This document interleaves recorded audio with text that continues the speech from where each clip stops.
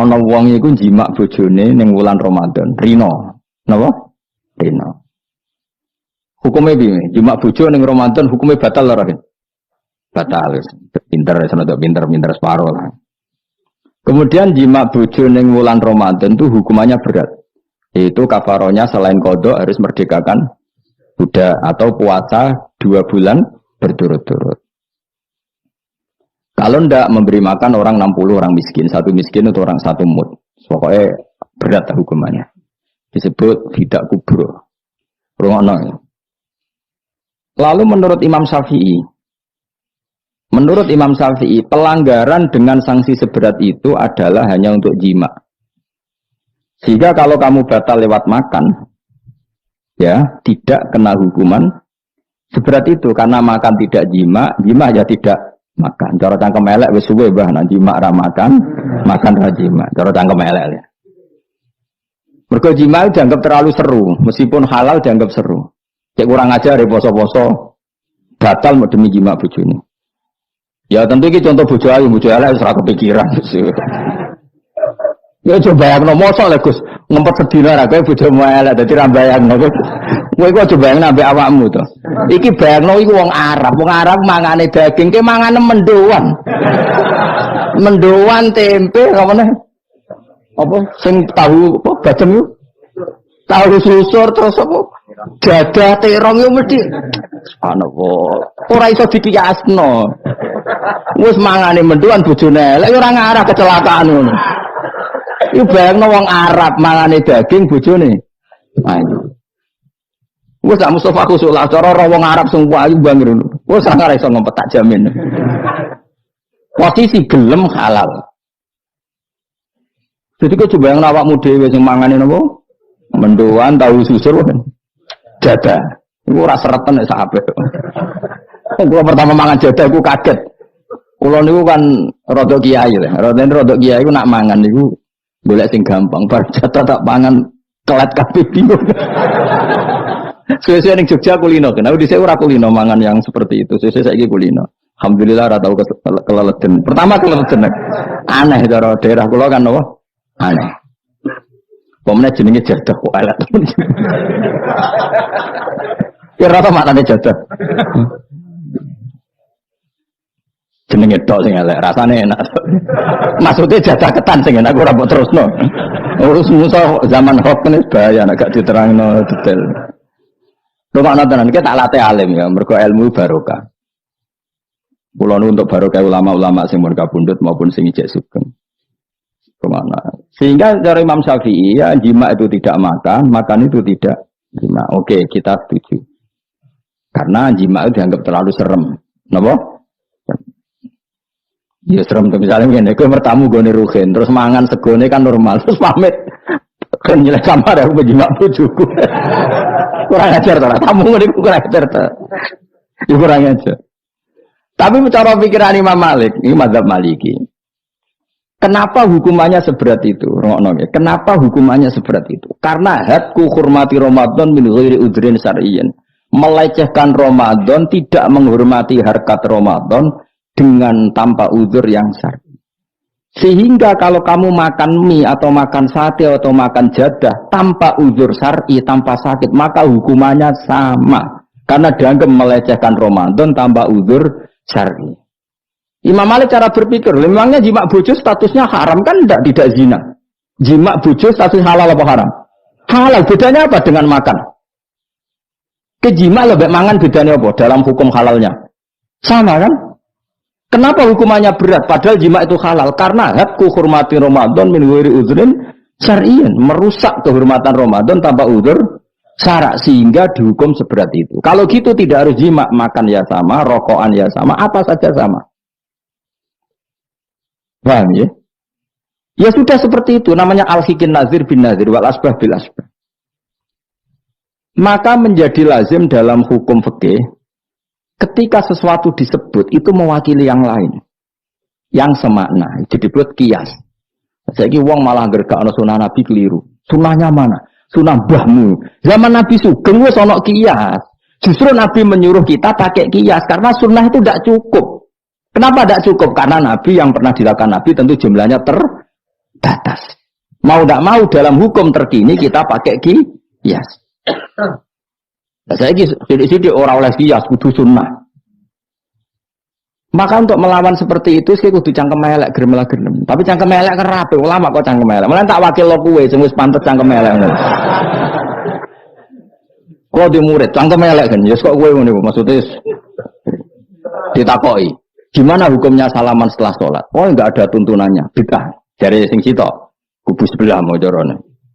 Jare sing santriku ya rada kurang ajar kok kowe ini. Jare santriku ya tidak usah dihukumi bid'ah, biasa saja. Mana ada di fikih hukum biasa saja? Ya pokoknya biasa saja. Alasannya apa? Kamu setelah sholat ke kamar mandi boleh enggak? Boleh. Kamu setelah sholat kencing boleh enggak? Boleh. Ke kamar mandi kencing boleh. Lalu nyalakan HP boleh. Nah kenapa kalau salaman enggak boleh? Bedanya apa dengan nyalakan HP? Waduh cangkem elek. Iya cerita cangkem elek. Maksudnya itu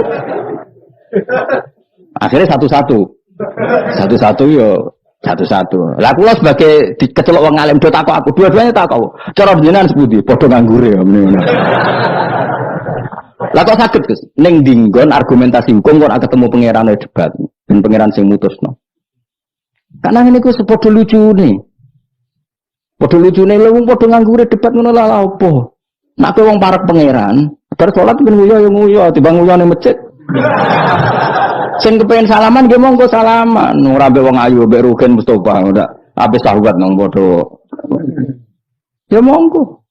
Sapi jagungan nggih monggo, biasa wae. Sementing nak bersolat bersalam wis aja salat meneh, engko salat bak dia. Jadi dulu Nabi malah nak bersolat mesti omong-omongan. Mergo kesunatane memisah salat fardu dan salat sunat. Maka lakukan sesuatu, di antaranya merubah tempat duduk atau ngendikan. Jadi dulu itu enggak terikat. Ayo, menurutku jenenge kias. Kalau kamu bersolat, boleh enggak kamu setelah sholat nyalakan HP? Ya boleh. Boleh enggak setelah sholat nge-SMS orang? Ya boleh. Kok enggak dihukumi bid'ah? Kenapa salaman tok yang tersangka? Nah itu kias. Tapi kalau terus mendingin, berhubung sama-sama enggak ada dalilnya, milih yang enggak salaman. Tepaan tinggirnya kira cocok. Ya, tapi ada ngono jujur, yang ini enak cocok salaman, ala cocok ora usah. Malah angel meneh kan hukum ngono kan. Tapi susahnya apa sih kita tidak ngomong seperti itu? Sing salaman yo keben, wong ini alam demokrasi. Sira salaman yo keben ya biasa wae. Wong bar salat itu perintah pangeran eling pangeran. Ya sudah. Ana sing eling pangeran lewat salaman, ketemu wong mukmin. Ana sing carane eling pangeran nduwi lu terus ngaca tasbih. Ana sing nganggo tasbih bid'ah, nganggo drijine. Ya monggo sementing aja misoi wong. Susah ya apa sih? Waras sithik maksudnya ilmiah sithik.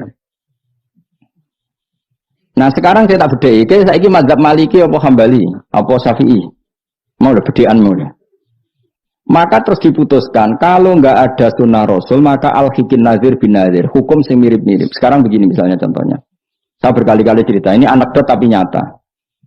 Ada seorang alumni penggaweane nabok ibu Juni. Nabok itu kan dengan tangan. Nabok dalam bahasa Jawa dengan tangan kan. Bareng dia ini dilapuri. Karena hen jogeman nabok ibu Jumu. Gang rong wulan bojone Rugen lapor aku. Gus sakniki mboten naboki, nyaduki. Bareng Rugen tak coba. Hen kok sik nyaduki piye? Jare sing haram naboki Gus. Sakniki tak leh nyaduki. Terus aku mending ngene, yo aja nyaduki. Gang rong wulan bojone lapor. Sakniki ngidoni. Hanya karena terjebak tekstual, apa? Tekstual. Berhubung naboi tidak nyadui, kalau naboi haram nyadui mesti haram, itu terjebak apa? Tekstual. Coba kalau dia waras sedikit, makna haram naboi itu menyakiti. Saya ulang lagi, makna haram naboi itu maka nyadui juga sama, ngidoni juga sama, ngember nganti utang-utang tonggo yo sama, karena itu sakit loh perempuan utang-utang. Pemilih di cerdas ngono.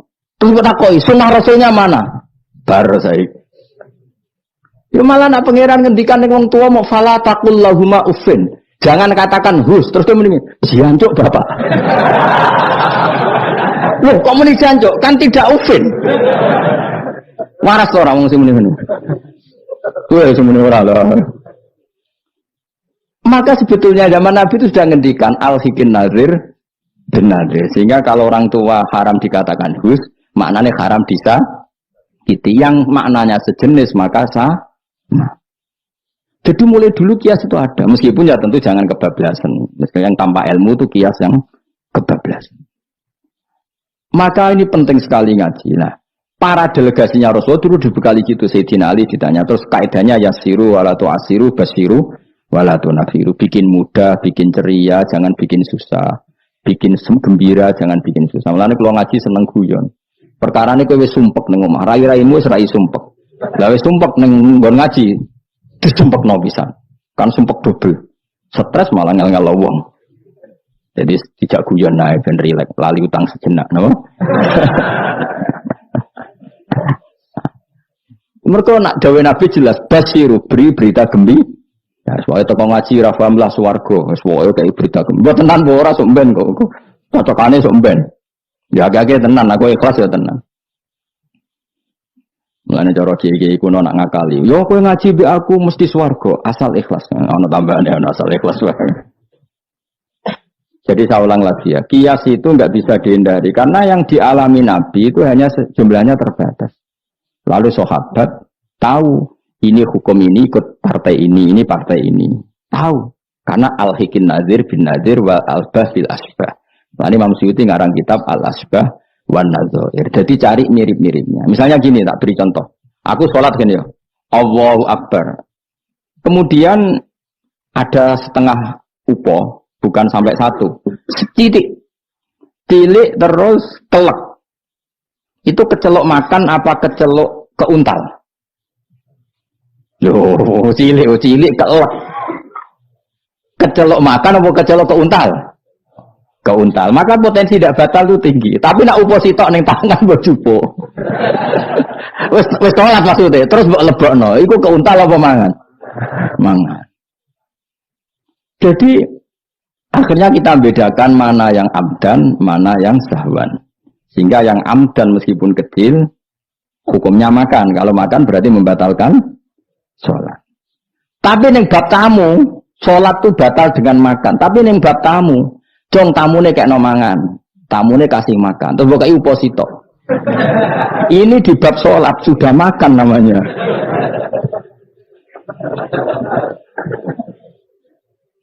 Paham ya? Neng bab sholat, neng darani mangan batal lu sak upo apa kudu sak piring? Sak upo. Nah neng bab nyugoi tamu, sak piring apa sak upo? Sak piring. Sama-sama istilahnya makan, tapi orang akan tahu konteksnya. Makanya dibutuhkan kontekstualis muktadul hal, bukan sedar tekstual. Nah sekarang orang malah mau didorong supaya terlalu tekstual, ya tidak bisa. Apa ngajak goblok bareng? Lah nak nuruti bid'ah aku ngaji bid'ah, mana ada Nabi wa tafsir Jalalain? Wong Jalalain rongono. HP Nabi ora tau nganggo HP. Pemene WA nang tambah ra tau. Partai, zaman Nabi apa ono partai ngene. Sesuai tak takoki, lha kowe salat kok ning Indonesia, Nabi ora tau lho salat ning Indonesia.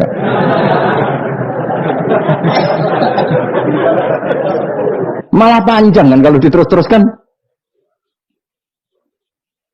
Maka kita hanya ngambil Nabi ku salat, salat itu sujud ning Allah Subhanahu, maka yang penting itu sujud. Nabi ketika sujud itu baduke sak ngisore aliyah sangi sore bokong, maka syarat saya sujud itu dari ulama-ulama bokongnya kudu sak ndure bathuk. Oke. Tapi tentu itu contoh kondisi normal. Lah saiki misalnya ana wong sujud delalah nggone ndas iku tingkat. Tetep sah ta ora? Kaya sujud ning nggone daerah-daerah sing kaya ning Arab lho, nek saya haji sujud ning bokong lho. Ya sudah, jenenge darurat itu tidak kondisi normal, selalu istisna dalam keadaan darurat. Makanya ketika Imam Ghazali sama ingat betul. Umumatus syar'i makhsusatun bima naqalahu ulama uddin. Wa palo. Nak ben darani wong alim, utawa ya alim tenan, utawa ibu-ibu pokoke penting ngapal lho. Ya umumatus syar'i makhsusatun bima naqalahu ulama uddin.